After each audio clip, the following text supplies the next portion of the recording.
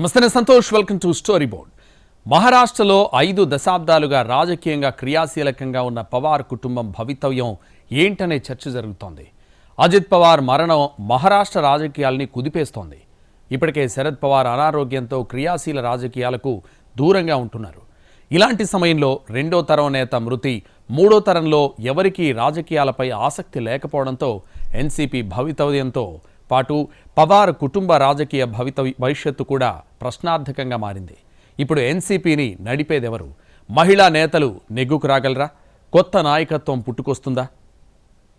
అజిత్ పవార్ కేవలం Maharashtra deputy CM మాత్రమే అయితే ఇంత చర్చ అనవసరం లేదు. కానీ ఆయన ఎన్సీపీకి అధినేతగా కూడా ఉన్నారు. అలాగే శరద్ క్రియాశీలకంగా లేనప్పుడు పవార్ కుటుంబ రాజకీయానికి కూడా కేంద్ర బిందువుగా ఉన్నారు. మహారాష్ట్ర సీఎం కావడమే జీవితకాల లక్ష్యమన్న అజిత్ చివరకు ఆ కోరిక తీర్చుకోకుండానే డిప్యూటీ సీఎంగా మృత్యువాత పడ్డారు. ఈ విషాదమే ఇప్పుడు ఎన్సీపీ భవిష్యత్తు ఏంటనే చర్చ తెరలేపింది. శరద్ పవార్ రాజకీయ వారసుడిగా పాలిటిక్స్లోకి వచ్చిన అజిత్ పవార్ తర్వాత తనదైన శైలిలో బలమైన నేతగా ఎదిగారు. బాబాయ్ దగ్గరే రాజకీయ పాఠాలు నేర్చుకుని చివరకు ఆ బాబాయినే నిస్సహాయుడిగా మార్చేస్తూ పార్టీని, ఆ పార్టీ గుర్తును గుప్పిట పట్టారు. ఎప్పటికప్పుడు రాజకీయ ఎత్తులు, పై ఎత్తుల్లో ఆరితేరిన అజిత్ పవార్ వివిధ పార్టీల ప్రభుత్వాల్లో 6 సార్లు డిప్యూటీ సీఎంగా పనిచేసి రికార్డు సృష్టించారు. గ్రామీణ మహారాష్ట్ర సహకార రంగంపై గట్టి పట్టున్న అజిత్ పవార్ ఎన్సీపీ క్షేత్రస్థాయి కార్యకర్తలతో బలమైన సంబంధాలు పెట్టుకున్నారు. శరద్ పవార్ తరహాలోనే సహకార రంగం నుంచే రాజకీయ ప్రస్థానం ప్రారంభించిన అజిత్ బారామతిని రాజకీయ కార్యక్షేత్రంగా మార్చుకున్నారు.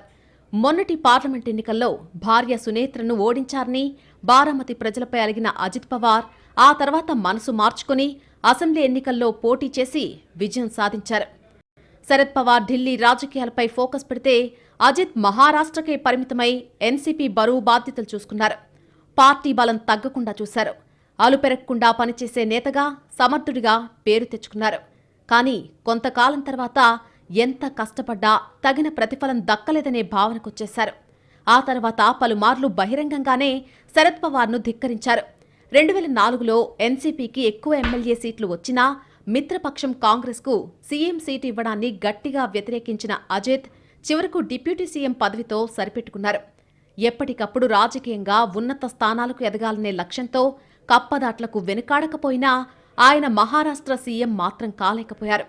కాంగ్రెస్, శివసేన, బీజేపీ ప్రభుత్వాల్లో డిప్యూటీ సీఎంగా చేసిన అరుదైన రికార్డైతే అజిత్ పవార్ సొంతమైందే.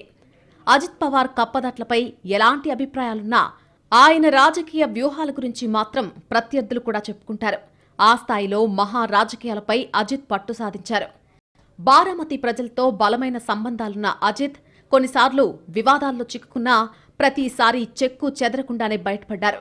మొన్నటికి మొన్న కుమారుడు పార్థ్ పవార్ భూ కుంభకోణం ఆరోపణలతో ఇరుకును పడ్డప్పుడు అజిత్కు సమస్యలు తప్పలేదు. కానీ మొన్నటి ఎన్నికల్లో మాత్రం దీని కారణంగా అజిత్కు ఎలాంటి నష్టం జరగలేదు. శరద్ పవార్ను ధిక్కరించి ఎన్సీపీని చీల్చాక లోక్సభ ఎన్నికల్లో సరైన ఫలితాలు రాకపోయినా అజిత్ డీలా పడలేదు. మళ్లీ గట్టిగా పనిచేసి అసెంబ్లీ ఎన్నికల్లో మెరుగైన సీట్లు సాధించి శరద్ పవార్పై పైచేయి సాధించారు. ఆ తర్వాత మహాయుతి సర్కార్లో డిప్యూటీ సీఎంగా బాధ్యతలు తీసుకున్నారు. అజిత్ పవార్ రాజకీయ అనుభవం కూటమి సర్కార్కు కీలకంగా ఉపయోగపడుతుందని బీజేపీ నేతలు కూడా అభిప్రాయపడ్డారు. కొన్నిసార్లు సర్కార్కు సమస్యలొస్తే అజితే ట్రబుల్ షూటర్గా పనిచేశారు. అందుకే అజిత్ పవార్ మృతి తనకు వ్యక్తిగతంగా నష్టమని సీఎం దేవేంద్ర ఫడ్నవీస్ కూడా మనస్తాపానికి గురయ్యారనే చర్చ జరుగుతోంది. రాజకీయంగా ఎలాంటి పరిస్థితులున్నా వాటిని తనకు అనుకూలంగా మార్చుకోవడంలో దిట్ట అయిన అజిత్ పవార్ మహారాష్ట్ర రాజకీయాలపై పూర్తి స్థాయిలో పట్టు సాధించాక చనిపోవడం ఎన్సీపీకి తీరని లోటే అనే అభిప్రాయాలున్నాయి. ప్రస్తుతం అజిత్ గ్రూపులో 41 మంది ఎమ్మెల్యేలున్నారు. మహారాష్ట్ర 4 స్తంభాలాటలో ఇది చిన్న సంఖ్యేమీ కాదు. ఇప్పుడు అందరి దృష్టి అజిత్ వర్గం ఎమ్మెల్యేలపై పడింది. వీరంతా వచ్చే ఎన్నికల దాకా ఒక్కతాటిపై ఉంటారా? ఏ పార్టీ అయినా వీరిని లాగేస్తుందా అనే చర్చ మొదలైపోయింది.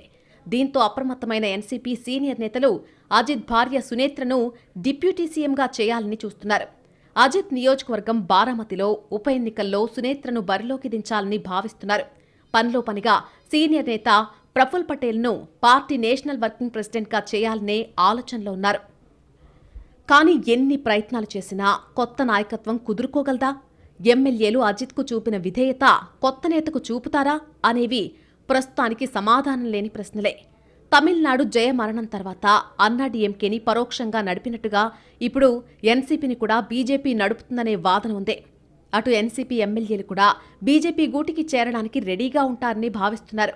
కొందరైతే ఎన్సీపీకి పేరుకు ఎవరు అధ్యక్షుడిగా ఉన్నా, ఎవరు నేతృత్వం వహించినా వారిని బీజేపీయే నడిపించబోతోందని కూడా అంటున్నారు.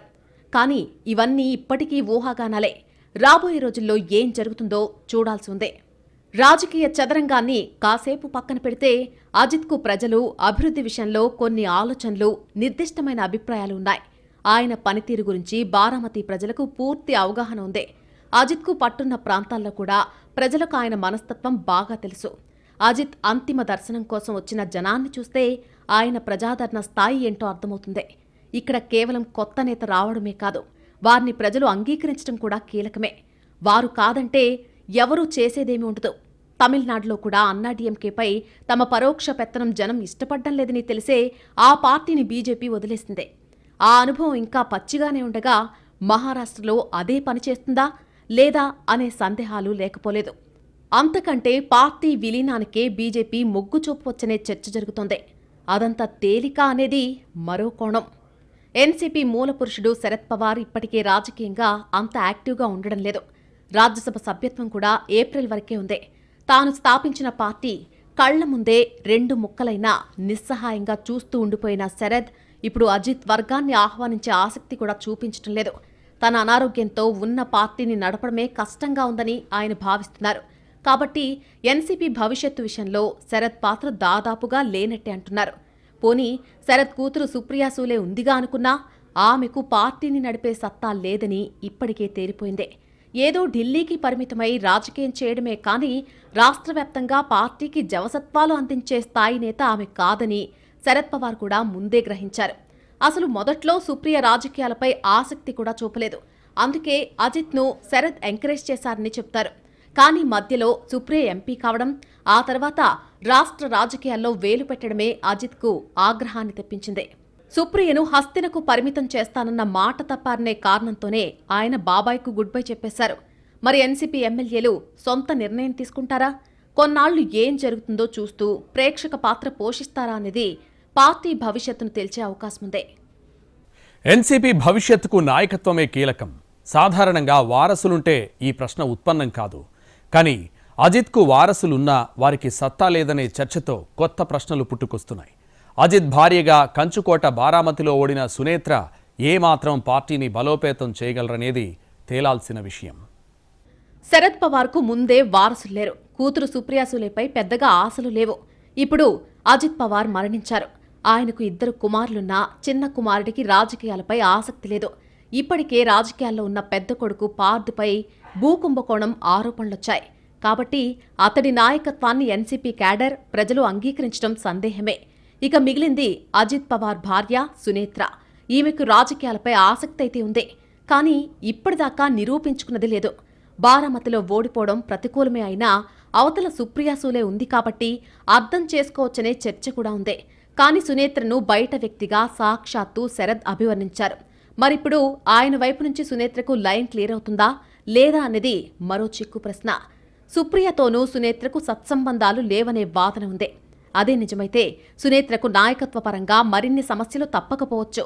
ఇప్పుడు సునేత్రను డిప్యూటీ సీఎం చేసినా ఆమె అజిత్ పవార్ స్థాయిలో ప్రభావం చూపే అవకాశాలు తక్కువే. ఎందుకంటే ఆమెకు రాజకీయాలపై ఆసక్తి మాత్రమే ఉంది. కానీ అనుభవం, ప్రజలతో సంబంధాలు, పార్టీపై పట్టు లేవు. అవన్నీ ఇప్పటికిప్పుడు వచ్చేవి కాదు. అలాగని కొన్నేళ్ల పాటు కష్టపడి పట్టు సాధిద్దామనుకున్నా ఆ సమయం పార్టీ, ప్రజలు ఇస్తారా లేదా అనేది చూడాల్సి ఉందే. ఇప్పటికే సరైన నాయకత్వం లేకపోతే ఏం జరుగుతుందో తోటి మహారాష్ట్ర పార్టీ శివసేన అనుభవం ఎన్సీపీ కళ్ల ముందే ఉంది. బాల్ ఠాక్రే హయాంలో తిరుగులేని శక్తిగా ఉన్న శివసేన ఆయన ఉండగానే 2 ముక్కలైందే. ఇప్పుడు ఏకంగా 3 ముక్కలైందే. రాజ్ ఠాక్రే, ఉద్ధవ్ ఠాక్రే, షిండే రూపంలో 3 నేతలు 3 గ్రూపులకు ప్రాతినిధ్యం వహిస్తున్నారు. వీరందరికీ బాలాసాహెబ్ ఆదర్శాల సాధనే లక్ష్యమైనా ఎవ్వరూ ప్రజల్ని పూర్తి స్థాయిలో ఆకట్టుకోలేకపోతున్నారు. పరిస్థితులు చూస్తుంటే ఏ గ్రూపుకు మంచి భవిష్యత్తున్న సూచనలు కనిపించడం లేదు. ఇప్పుడు ఎన్సీపీ కూడా శరద్ పవార్ కళ్ల ముందే 2 ముక్కలైందే. అజిత్ మరణం తర్వాత మరిన్ని ముక్కలవుతుందా లేకపోతే ఒక్కటవుతుందా అనేది కూడా ఆసక్తికరమైన అంశం. కానీ ఒక్కటి కావాలంటే శరద్, అజిత్ కుటుంబాల నుంచి కాకుండా పవార్ కుటుంబం నుంచి మరొక వ్యక్తి బాధ్యతలు తీసుకోవచ్చనే వాదన వినిపిస్తోంది. శరద్ పవార్ మరో సోదరుడి కుమారుడు, ఇప్పటికీ శరద్కు అండగా ఉన్న రోహిత్ పవార్ వైపు అందరి కళ్ళు చూస్తున్నా ఆయన నాయకత్వాన్ని 2 గ్రూపులు అంగీకరిస్తాయా అనేది తేలాల్సిన విషయం. ఏ రాష్ట్రంలో అయినా ఏ పార్టీలో అయినా నాయకత్వ సమస్య వచ్చినప్పుడు అది కుదురుకోవడానికి కాస్త సమయం పడుతుంది. బయటి శక్తుల ప్రమేయం లేకపోతే ఒకలాగా, ఉంటే మరొకలాగా ఆ సెటిల్మెంట్ ఉంటుంది. గతంలో శివసేన వ్యవహారంలో బీజేపీ ఆడిన పొలిటికల్ గేమ్ ఏంటో ఎన్సీపీకి బాగా గుర్తుంది. ఇప్పుడు ఆ పార్టీ మళ్లీ అలాంటి ఆట ఆడకుండా కాచుకోవడమే ఎన్సీపీకి పెద్ద సవాలుగా ఉంది. కాషాయ పార్టీ అయితే కుదిరితే పవార్ కుటుంబ రాజకీయానికి చరమగీతం పాడాలనే ఉద్దేశంతో ఉంటుందనే అభిప్రాయాలున్నాయి. అలాగని సునేత్రకు డిప్యూటీ సీఎం పదవికి ఆ పార్టీ అడ్డు చెప్పకపోవచ్చు. ఎందుకంటే పదవులిచ్చినా నిరూపించుకోలేదనే కారణం చెప్పి ప్రజల మనసు మళ్లించడం సులువనేది ఆ పార్టీకి అనుభవైక వేద్యం. పరిస్థితులు ఎలా ఉన్నా రాజకీయ వ్యూహరచనలో ఆరితేరిన పవార్ కుటుంబం ప్రస్తుత స్థితిలోనూ కొత్త ప్లాన్తో వస్తుందనే వాదన కూడా లేకపోలేదు. ఎందుకంటే అవసరాలకు అనుగుణంగా మాటలు మార్చడం శరద్కు కొత్తేం కాదు. ఇప్పుడు ఆయన సునేత్రను ఆశీర్వదిస్తే లైన్ క్లియర్ అయినట్టే. ఎలాగూ తన గ్రూప్ని నడిపే ఆసక్తి లేదు కాబట్టి వారిని కూడా సునేత్ర నాయకత్వానికి జై కొట్టమంటే సమస్య కొంతవరకు పరిష్కారమవుతుంది. ప్రజల అంగీకారం విషయంలోనూ సునేత్రకు శరద్ సాయం చేయగలరు అనడంలో సందేహం లేదు. కానీ ఇవన్నీ జరగాలంటే దానికి సుప్రియా సూలే నుంచి నిరభ్యంతర పత్రం కావాల్సి ఉంటుంది. ఏ దశలో అయినా సుప్రియ అబ్జెక్షన్ చెప్తే కూతుర్ని కాదని శరద్ చేయగలిగేదేమీ ఉండదు. అసలు ఇప్పుడు శరద్ పవార్ ఎలాంటి స్థితిలో ఉన్నారనే విషయంలోనూ చాలా సందేహాలున్నాయి. ఆయన స్వతంత్రంగా నిర్ణయాలు తీసుకుంటున్నారని కొందరు, సుప్రియ ఆడించినట్టు ఆడుతున్నారని ఇంకొందరు అభిప్రాయపడుతున్నారు. మరికొందరైతే శరద్ ఎప్పుడో బీజేపీ నియంత్రణలోకి వెళ్లిపోయారని కూడా అంటున్నారు. ఈ అభిప్రాయాలు శరద్ అభిమానులు, సన్నిహితులకు నచ్చకపోయినా పవార్ మాత్రం కొద్ది రోజులుగా సందిగ్ధంగానే వ్యవహరిస్తున్నారు. ఇప్పుడు కూడా అజిత్ మరణంపై కేంద్రమే దర్యాప్తుకు ఆదేశిస్తే శరద్ మాత్రం అది ప్రమాదమేనని తేల్చి చెప్పేయడం అజిత్ వర్గానికి నచ్చలేదని అంటున్నారు. అంటే ఎన్సీపీలో నాయకత్వ సమస్య కొలిక్కి రావాలంటే మొదట పవార్ కుటుంబంలో సమస్యలు సమసిపోవాలి. ఆ తర్వాత ఎన్సీపీ పార్టీ పరంగా ఏకాభిప్రాయం ఉండాలి. కనీసం మెజారిటీ ఒప్పుకోవాలి. ఆ తర్వాత చివరిగా ఎన్సీపీ ఓటు బ్యాంకు ఆమోదముద్ర పడాలి. ఇలా కుటుంబం, పార్టీ, జనం స్థాయిలో పరీక్షల్లో పాసైన నేతే నిలదొక్కుంటారు. ఈలోగా బీజేపీ నుంచి కానీ మరే ఇతర పార్టీల నుంచైనా అనూహ్య దాడులు ఎదురైనా తట్టుకోవాల్సిన సమర్థత కూడా కొత్త నాయకత్వానికి చాలా అవసరం. అన్నింటినీ అధిగమించి వచ్చే అసెంబ్లీ ఎన్నికల దాకా పార్టీని బతికిస్తే తర్వాత సంగతి ప్రజలే చూసుకుంటారు. కానీ ఈలోపే పార్టీ కథ ముగిసేలా పరిణితి లేని పనులు చేస్తే ఎన్సీపీని ఎవ్వరూ రక్షించలేరని రాజకీయ వర్గాలంటున్నాయి. ఇప్పుడు కుటుంబం, పార్టీ స్థాయిలో మాత్రమే చూస్తే శరద్ నిర్ణయం కీలకం కావచ్చు. అనూహ్య నిర్ణయాలకు మారుపేరైన శరద్ పవార్ మరోసారి చక్రం అడ్డేస్తారని ఎన్సీపీ క్యాడర్ ఆశగా ఎదురుచూస్తోంది. ఎందుకంటే 60వ దశకంలో ప్రజాప్రతినిధిగా ఎన్నికైన శరద్ ఎమ్మెల్యే అయిన 10 ఏళ్లకే ముఖ్యమంత్రి పీఠం అధిరోహించారు. 3 సార్లు సీఎంగా పనిచేసిన తర్వాత కాంగ్రెస్ నుంచి విడిపోయి ఎన్సీపీ పెట్టి జాతీయ రాజకీయాల్లో కీలక పాత్ర పోషిస్తున్నారు. మహారాష్ట్రలో ఉప ప్రాంతీయ పార్టీ అయిన ఎన్సీపీని పరిమిత బలంతోనే ఢిల్లీ స్థాయిలో ప్రభావశీల పార్టీగా చేసిన ఘనత శరద్ వ్యూహాలదే అనడంలో సందేహం లేదు. కానీ కొంతకాలంగా శరద్ రాజకీయ బుర్రకు పెద్దగా పనిచెప్పడం లేదు. చివరగా 2019లో అజిత్ అనూహ్య తిరుగుబాటును శరద్ పవార్ తిరుగులేని వ్యూహాలతో విఫలం చేయగలిగారు. కానీ ఆ తర్వాత ప్రతి దశలోనూ అజిత్దే పైచేయవుతూ వచ్చింది. ఇప్పుడు అజిత్ లేని పరిస్థితుల్లో శరద్ మరోసారి రాజకీయ బుర్రకు పదును పెడతారా, పాత చాణక్యుణ్ణి బయటకు తీసుకొస్తారా అనేది చూడాల్సి ఉంది. శరద్ పవార్ ఇప్పుడు బ్రహ్మాస్త్రం వాడక తప్పదు అనే చర్చ గట్టిగా జరుగుతోంది. ఇన్నాళ్లు పార్టీ తన దగ్గర లేకున్నా తన్ను విభేదించిన అన్న కొడుకు దగ్గరే ఉంది. అంటే తన కుటుంబం దాటిపోలేదు. కానీ ఇప్పుడు అలా కాదు.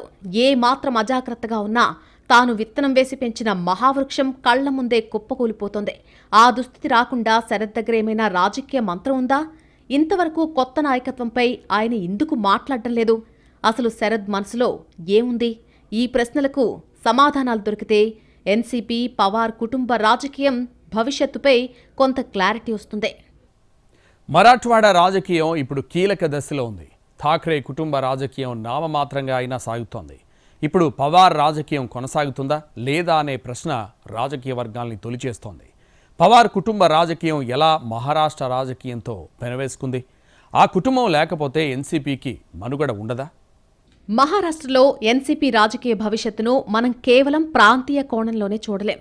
దీనికి జాతీయ కోణాన్ని జోడించకుండా సమగ్ర రాజకీయ ముఖచిత్రంపై స్పష్టత రాదు. అలా చూస్తే ఎన్సీపీ ఎప్పుడూ సింగిల్గా మహారాష్ట్రను ఏలే స్థాయి కాదు కదా. సొంతంగా ప్రతిపక్ష పాత్ర పోషించే స్థాయిలో కూడా ఎప్పుడూ లేదు. కానీ ఎన్సీపీ పుట్టిన దగ్గర నుంచి కింగ్ మేకర్ రోల్ అయితే గట్టిగానే పోషించింది. కాంగ్రెస్ నుంచి వేరుపడ్డ ఎన్సీపీ ఆ తర్వాత అదే పార్టీకి మద్దతుగా నిలిచి కేంద్రంలో సంకీర్ణ ప్రభుత్వాల ఏర్పాట్లోనూ కీలక పాత్ర పోషించడం పవార్ల వ్యూహ చతురతకు నిదర్శనంగా నిలిచింది. మహారాష్ట్రలో మిగతా పార్టీలతో పోలిస్తే ఎన్సీపీ క్యాడర్ కూడా తక్కువే. కానీ మహారాష్ట్రలో ప్రజలందరూ పవార్ల అభిప్రాయాలకు బాగా విలువిస్తారు. అంతగా ఆ కుటుంబం రాష్ట్రంపై ముద్ర వేసిందే. అక్కడ ఏ పార్టీ అధికారంలో ఉంది అనేది పక్కన పెడితే కీలకమైన సహకార చక్కెర రంగాల్లో ఇప్పటికీ పవార్ల ఆధిపత్యమే కొనసాగుతోంది. ఈ రెండు రంగాల్ని కాదని మహారాష్ట్రలో ఏ పార్టీ రాజకీయం చేసే పరిస్థితి ఉండదంటే పవార్లు ఎంత లోతుగా రాజకీయ పునాదులను నిర్మించుకున్నారో అర్థం చేసుకోవచ్చు. అలాగని మహారాష్ట్ర ప్రజలకు పవార్ల రాజకీయ కప్పదాట్లు నచ్చాయని కాదు. ఆ విషయంలో ఎన్సీపీ ఓటు బ్యాంకులోనూ అసంతృప్తి ఉంది. అయినా సరే వారు పవార్లను వదిలి వెళ్లడానికి ఇష్టపడరు. ఎందుకంటే పవార్కు పట్టున్న రంగాలపై ఆధారపడ్డ వారికి వారుంటేనే తమ ప్రయోజనాలు నెరవేరుతాయనే అభిప్రాయం ఉంది. అందుకు ఎప్పటికప్పుడు సహకార చక్కెర రంగాల సమస్యలపై ఎన్సీపీ స్థిరంగా చేస్తున్న పోరాటాలే ఊతమిచ్చాయని కూడా అంటారు. అయినా సరే ఇటీవలి కాలంలో పవార్లపై ప్రజలకు ముఖం మొత్తిందని, అందుకే ఓటు బ్యాంకు తగ్గుతూ వస్తోందని బీజేపీ ప్రచారం చేస్తోంది. ఇటీవలి అసెంబ్లీ ఎన్నికల్లో మహారాష్ట్ర దిగ్గజ నేత శరద్ పవార్ ఓటు బ్యాంకు ఆయనే ఆశ్చర్యపోయే స్థాయిలో కుంచుకుపోయింది. దీంతో ఆయనకు కూడా రాజకీయ విరక్తి వచ్చిందనే చర్చ జరిగింది. మొత్తం మీద మహారాజకీయాల్లో పవార్లకే సాధ్యమైన ఉద్దాన పతనాలున్నాయి. మహారాష్ట్రలో ప్రభుత్వాలు కూడా కీలక నిర్ణయాలు తీసుకున్నప్పుడు పవార్లతో అవుననిపించుకోవడానికి ప్రయత్నిస్తాయి. శరద్ పవార్ తర్వాత రాజకీయ అరంగేట్రం చేసిన బాల్ ఠాక్రే కేవలం నగర ప్రాంతాలకే పరిమితమయ్యారు. దీంతో గ్రామీణ మహారాష్ట్రపై శరద్కున్న పట్టు చెక్కు చెదరలేదు. కాకపోతే ఠాక్రేకు నగర ప్రాంతాల్లో బీజేపీ నుంచి, శరద్కు గ్రామాల్లో కాంగ్రెస్ నుంచి పోటీ లేకపోలేదు. ఈ పరిణామాలే శివసేనను బీజేపీ కబళించే స్థితికి తెచ్చాయని పరిశీలకులు చెబుతారు. కాకపోతే కాంగ్రెస్ దేశవ్యాప్తంగా బలహీనపడ్డంతో ఆ పని చేయలేకపోయింది. కానీ రేపు ఛాన్స్ వస్తే కాంగ్రెస్ కూడా ఎన్సీపీని విలీనం చేసుకోవడం పెద్ద కష్టమేం కాదు. పైగా ఎన్సీపీ ఎలాగూ కాంగ్రెస్ నుంచే పుట్టింది కాబట్టి ఆ పని ఇంకా తేలికవుతుంది. మరోవైపు కీలక రాష్ట్రమైన మహారాష్ట్రలో రెండు ప్రాంతీయ పార్టీలను లేకుండా చేసి రాజకీయ రంగస్థలంలో తామిద్దరమే ఉండాలని జాతీయ పార్టీలు స్కెచ్ వేశాయనే చర్చ కూడా ఎప్పటినుంచో ఉంది. అసలు మోడీ కాంగ్రెస్ ముక్ భారత్ నినాదం లోగుట్టు ప్రాంతీయ పార్టీల అంతర్ధానమే అనే వాదంతో మహారాష్ట్రలో కూడా కొందరు ఏకీభవిస్తారు. ఏదేమైనా జాతీయ రాజకీయాల పరంగా మహారాష్ట్ర చాలా కీలకం. ఎందుకంటే ఆర్థిక రాజధాని ముంబై మాత్రమే కాదు, ఎంపీ సీట్ల పరంగానూ మహారాష్ట్రను జాతీయ పార్టీలు తీసిపారేసే అవకాశం లేదు. పైగా ముంబై పట్టు బిగిస్తే దేశ ఆర్థిక వ్యవస్థపై పట్టు చిక్కుతుంది. అప్పుడు దేశాన్ని పాలించడం తేలికవుతుంది. అటు దేశ భద్రత పరంగా చూసుకున్నా పశ్చిమ తీరంలో నౌకాదళానికి కేంద్ర స్థానంగా ముంబై ఉంది. అందుకే దేశ రాజకీయాల్లో మొదట్నుంచి మహారాష్ట్రకు సముచిత ప్రాధాన్యం ఉంది. కానీ కాంగ్రెస్ ఏకఛత్రాధిపత్యం అంతమైన తర్వాత మహారాష్ట్రలో కప్పల తక్కెడ సర్కార్లే వచ్చాయి. సంకీర్ణ ప్రభుత్వాలు కావడంతో ఎంతకాలం ఉంటాయో తెలియని స్థితే. అందుకే పదే పదే ఎన్నికలొచ్చాయి. ఈ తీరుతో ప్రజలు కూడా విసిగిపోయారని, అందుకే మోడీ వచ్చాక బీజేపీ వైపు చూస్తున్నారని, అందుకు ఇటీవలి ఫలితాలే నిదర్శనమనే విశ్లేషణలు కూడా ఉన్నాయి. ఆ భయమే ఇప్పుడు ఎన్సీపీని కూడా టెన్షన్ పెడుతోంది. అరేయంగా కర్నుడీల్గే ఆర్వురి చేతనన్నట్టుగా ఇప్పుడు అన్ని పరిస్థితులు ముప్పేట దాడి చేసి పవార్ రాజకీయానికి ముగింపు పలుకుతాయేమో అనే ఆందోళన ఎన్సీపీలో కనిపిస్తోంది. అందుకే సీనియర్ నేతలు హుటాహుటిన సమావేశమై భవిష్యత్తు కార్యాచరణపై చర్చించారు. ప్రస్తుతానికి తాత్కాలిక ఏర్పాటు దిశగా ఆలోచించారు. అదే సమయంలో ఎన్సీపీ గురించి ఇతర పార్టీల్లోనూ ఇప్పటికే చర్చ జరుగుతూ ఉంటుంది. ఎన్సీపీ భావి నేత ఎవరైతే ఎలాంటి రాజకీయం చేయాలనే వ్యూహరచనలో తలమునకలై ఉంటాయి. ఇక్కడ శరద్ పవార్ అంటే అందరికీ గౌరవం ఉంది. అజిత్ పవార్ మృతి పట్ల సానుభూతి కూడా ఉంది. కానీ రాజకీయాల్లో తమ్ముడు తమ్ముడే, పేకాట పేకాటే. కాబట్టి ఏ పార్టీ అయినా కష్టాల్లో ఉన్నప్పుడే ఆ పార్టీని బలహీనపరచడానికో మింగేయడానికో మిగతా పార్టీలు చూడడం సహజం. ప్రస్తుతం ఎన్సీపీ పవార్ కుటుంబ రాజకీయ భవిష్యత్తును బీజేపీ నిర్దేశిస్తుందని ఒక ఊహ మాత్రమే. అలాగే ఓటు బ్యాంకు పరంగా చూసినా, పాత చరిత్ర తీసుకున్నా కాంగ్రెస్ కూడా ఎన్సీపీని తప్పిస్తే తమకు మేలే జరుగుతుందని ఆశించొచ్చు. తాము స్వయంగా చేయకపోయినా ఎవరైనా చేయదలుచుకుంటే వారికి పరోక్ష సహకారం అందించవచ్చు. ఈ విషయంలో శివసేనది ప్రేక్షక పాత్రేనని, అంతకు మించి ఏమీ చేయలేకపోవచ్చని మహారాష్ట్రలో మాట్లాడుకుంటున్నారు. మొత్తం మీద 5 దశాబ్దాల పవార్ల రాజకీయం ఇప్పుడు క్రాస్ రోడ్స్లో నిలబడిందే. రాజకీయ ఒత్తిళ్లు, సవాళ్లను తట్టుకుని నిలబడుతుందా? శరద్, అజిత్ స్థాయిలో ఈ కుటుంబం నుంచి ఎవరు నిలబడగలరు? ఈ ప్రశ్నలే ఇప్పుడు కీలకం. ఎందుకంటే పవార్ కుటుంబ రాజకీయం కొనసాగుతుందా లేదా అనే అంశమే ఎన్సీపీ రాజకీయ భవిష్యత్తును ఎక్కువగా ప్రభావితం చేస్తుంది అనడంలో సందేహం లేదు.